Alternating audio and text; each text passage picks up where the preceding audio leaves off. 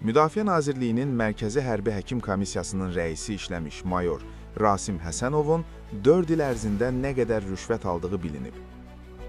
Gözaltı Qafqazinfoya istinadən xəbər verir ki, Həsənov 7 epizod üzrə qanun pozuntusuna yol verib. Baş prokuror yanında Korrupsiyaya qarşı mübarizə baş idarəsi apardığı ilkin istintaqla ortaya çıxarıb ki, Rasim Həsənov rəis işlədiyi 2021-2025-ci illərdə 50 min manatdan biraz artıq rüşvət alıb.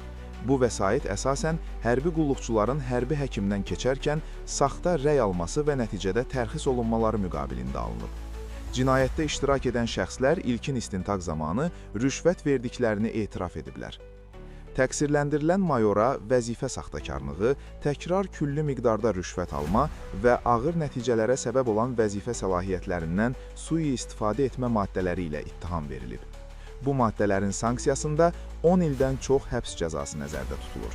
Hazırda prokurorluq işini yekunlaşdırıb, toplanmış materialları məhkəməyə göndərib.